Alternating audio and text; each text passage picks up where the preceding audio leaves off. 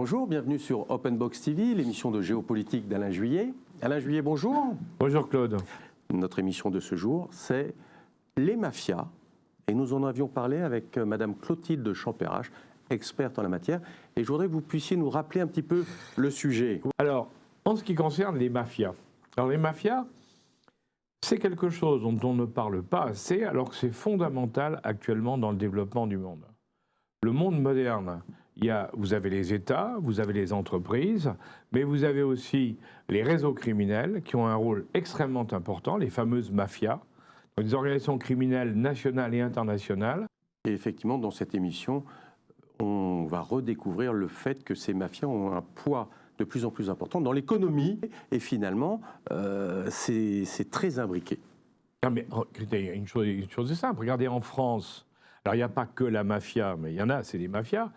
La drogue fait un chiffre d'affaires considérable en France, où la prostitution, c'est sous contrôle des mafias.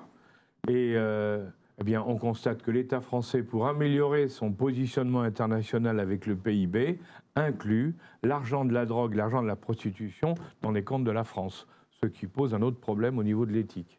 Je vous laisse découvrir cette émission et vous pouvez certainement faire un certain nombre de commentaires. Merci et à bientôt. Je voulais vous poser une première question d'abord, c'est, on parle de face cachée de l'économie, donc il y a une économie, je dirais, légale, et puis il y a une économie illégale. On parle toujours, bien sûr, de l'économie légale, on parle peu de l'autre, et pourtant, elle est là, elle est au milieu. Qu'est-ce qui vous a poussé à vous pencher sur cette, je dirais, cette conjonction entre l'illégal et le légal ? Alors, deux choses, fondamentalement. Déjà, parce que je suis économiste de formation et que dans mon cursus d'économie, on ne m'a jamais parlé de l'économie illégale, qui pourtant est non négligeable aujourd'hui. Et puis l'autre aspect, c'est, vous le disiez, je m'intéresse particulièrement aux mafias. Et les mafias sont des organisations criminelles qui ont pour spécificité d'être présentes dans la sphère légale, pour elles-mêmes et dès le début, dès leur naissance, c'est-à-dire que quand elles sont présentes dans la sphère légale, ce n'est pas en conséquence de leurs activités illégales, simplement pour du blanchiment, contrairement à ce qui peut arriver pour d'autres organisations criminelles. Elles recherchent la sphère légale, elles y sont présentes dès leur naissance et elles conditionnent cette sphère légale et ça m'a interpellée. Donc l'imbrication du légal et de l'illégal m'a semblé extrêmement pertinent pour comprendre nos économies. On a des petites organisations qui sont entièrement dans l'illégalité, c'est l'exemple aussi du brigandage qui est l'anti-respect des règles. On a des organisations criminelles qui parfois interagissent avec le pouvoir parce que c'est nécessaire aussi pour, par le biais de la corruption pour faire circuler des marchandises interdites. Et puis on a des organisations criminelles extrêmement puissantes qui discutent avec les États, ou en tout cas avec une partie dévoyée des États, qui ont des relations avec des hommes politiques, parfois au niveau simplement local, parfois à un niveau plus élevé. Donc il y a des interrelations qui sont nécessaires. Les produits illégaux, les activités illégales, en définitive, ça couvre quoi ? Alors un monde immense, et c'est pour ça aussi qu'il est fascinant que les économistes ne s'y intéressent pas. Déjà, il y a plusieurs types de criminalité. Il y a la criminalité simplement de atteinte à l'ordre public. Les gangs de motards, c'est principalement ça. Il y a des organisations criminelles ou des criminels isolés aussi qui sont simplement dans la logique de prédation. C'est les gangs de cambrioleurs, ces aspects-là. Et puis, il y a l'organisation criminelle qui vise la production de biens illégaux. Et même au sein de l'illégalité économique, on a plusieurs déclinaisons possibles. Il y a ce que je viens d'évoquer, il y a des marchandises, des biens et des services qui sont prohibés par la loi. Et là aussi, il faut bien voir que les lois d'un pays à l'autre, elles diffèrent. Et elles diffèrent aussi dans le temps. Donc ce qui est illégal dans un pays peut ne pas l'être dans l'autre. Ce qui est légal à une époque peut ne pas l'être dans l'autre. Donc c'est très fluctuant, tout ça. Il n'y a pas d'universalité des interdits. On a aussi une interdiction qui peut poser au niveau des méthodes, c'est-à-dire que la tromperie, la violence, la ruse, c'est exclu aussi du champ de l'économie, mais la violence, comment on la définit ? La violence, ça peut être l'assassinat, ça peut être un attentat. Et puis, il y a une autre forme d'illégalité qui concerne tout ce qui est agent autorisé. C'est-à-dire, parfois, vous avez des champs d'activité qui sont permis sous licence. Les pharmacies, les licences pour la distribution d'alcool, il y a des obligations qui sont faites à certaines personnes pour pouvoir exercer ce travail. Et quand on a un agent non autorisé qui commerce un produit qui par ailleurs est légal, on rentre aussi dans le champ de l'illégalité. Donc vous voyez que là, il y a toute une nébuleuse d'illégalité qui se crée. Vous avez raison, parce qu'on peut avoir... Il y a des fois où même des activités criminelles au départ vont provoquer des problèmes qui vont générer des activités encore plus criminelles. Je pensais en vous écoutant au problème de l'océan Indien, de la piraterie dans l'océan Indien qui a posé d'énormes problèmes aux bateaux pendant une dizaine d'années. Et quand on regarde ce qui s'est passé, en réalité, les pêcheurs au large de la Somalie, qui est un pays évidemment très pauvre, les groupes, je dirais, mafieux ou criminels, qui venaient balancer les déchets les plus polluants dans la mer à côté de la Somalie, parce que personne ne pouvait contrôler, personne ne pouvait rien dire, et ça a fait fuir ou tuer les poissons. Du coup, la population somalienne s'est retrouvée sans pouvoir manger parce qu'il n'y avait plus de poissons, et c'est là où a commencé la piraterie pour attaquer les bateaux qui passaient au large. Les gens ne savent pas, mais c'est ça le début de la piraterie dans l'océan Indien, le largage de déchets toxiques dans la mer au large de la Somalie. Et quand on voit les conséquences que ça a eu avec les pays qui ont dû intervenir, avec les militaires, avec les marines, la protection des bateaux, les kidnappings de bateaux, quand on voit tout ce qui s'est passé derrière, on se dit, il y a des engrenages qui peuvent se faire qui sont terribles, en définitive, et dont souvent on ne mesure pas les conséquences au départ, ça c'est sûr. Oui. En définitive, un élément illégal va avoir un effet multiplicateur qui, sur quantité d'autres domaines, vont perturber le système. Il y a un élément également sur lequel j'aimerais bien qu'on puisse évoquer ensemble, c'est le fait de ces routes de trafic illégaux dans lesquelles il y a ce phénomène assez incroyable où on voit d'un côté, par exemple en Afrique, pour prendre un exemple bien connu, c'est l'Afrique entre le golfe de Guinée, donc on peut dire du Sénégal au Nigeria. Aujourd'hui, il y a des routes de contrebande, de trafic, qui passent à travers le désert, qui remontent sur le Maroc, on l'a évoqué, sur la Libye, qui remontait sur la Libye, qui remonte encore d'ailleurs, sur la Tunisie, sur l'Algérie. Et au départ, c'était des routes pour les cigarettes, parce que les cigarettes, ça rapportait beaucoup aux trafiquants. Vous avez les armes, Dieu sait si ça circule, et dans tous les sens. Vous avez les produits pharmaceutiques, enfin vous avez quantité de choses. Et puis maintenant, vous avez les migrants qui sont un vrai trafic illégal. Il y a aussi... les mêmes routes sont utilisées par plusieurs trafics et par plusieurs organisations criminelles parce que c'est une logistique quand même énorme. Donc on peut aussi s'attaquer à ces routes. Le problème, c'est qu'elles sont souvent déplacées. Il y a un problème aussi d'arbitrage et là on retrouve le discours économique, entre l'efficience et la sécurité.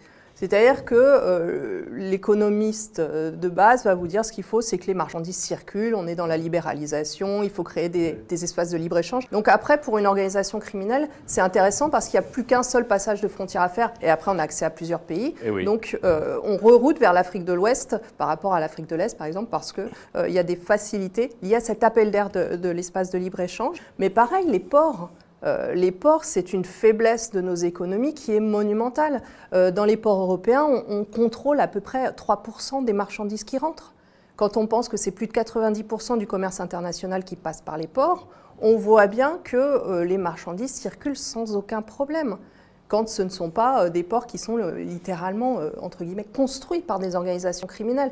Alors, je voulais évoquer, on parlait des ports, on a parlé des routes, il y a un phénomène nouveau aussi, depuis 20 ans, qui se développe de plus en plus, c'est l'utilisation de l'Internet pour les trafics illégaux, puisque effectivement sur Internet, alors aussi bien dans le dark web que dans le web normal, on voit bien que les organisations criminelles utilisent le support de l'Internet pour vendre des quantités de produits dont certains sont totalement falsifiés. Je me souviens, on avait regardé sur l'Afrique, pour les produits pharmaceutiques par exemple, il faut savoir que la plupart des pays africains, il n'y a pas de pharmacie, à part dans les capitales, c'est pas comme chez nous.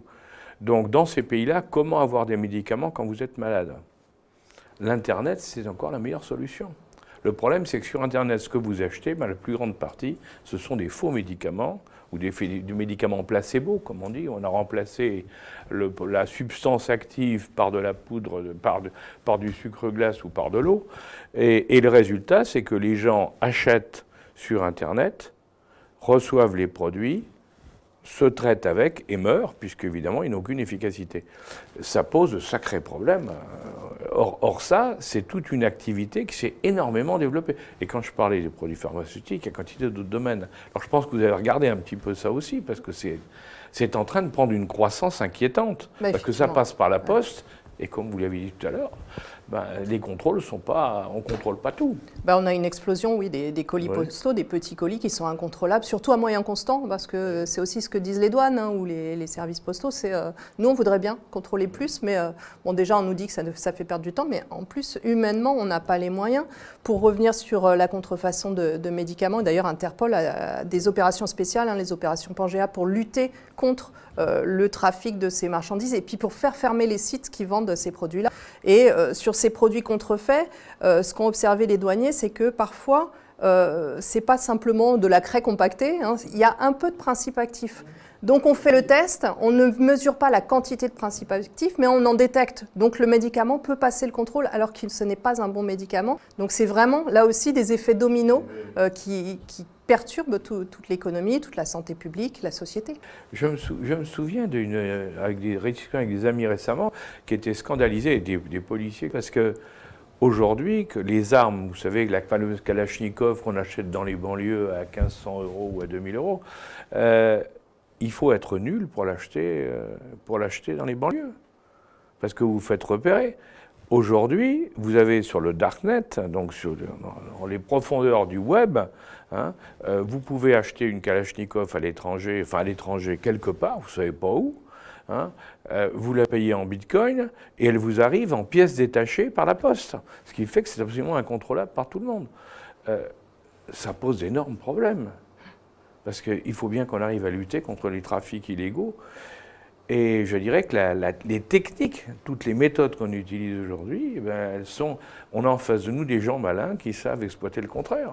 Oui, il y a une adaptabilité qui est assez extraordinaire. Le système des pièces détachées, effectivement, c'est très utilisé, y compris dans le commerce maritime, parce qu'une arme démontée, il faut être un spécialiste pour pouvoir identifier une pièce. En plus, on peut envoyer dans des containers différents des morceaux spécifiques de la pièce. Donc là aussi, en termes de contrôle, c'est extrêmement complexe, même si on a des suspicions sur la marchandise. Et l'aspect finance, aujourd'hui, les mafias s'appuient sur ces nouvelles monnaies, par exemple. On a parlé du Bitcoin. Il y a un fantasme là-dessus. Est-ce que vous avez étudié ce phénomène? Alors, si on s'intéresse aux mafias stricto sensu, c'est-à-dire le top du top des organisations criminelles, les organisations italiennes, et puis on peut dire les yakuza japonais et les triades chinoises, on n'a pas beaucoup d'éléments d'information sur le recours à ces nouvelles monnaies.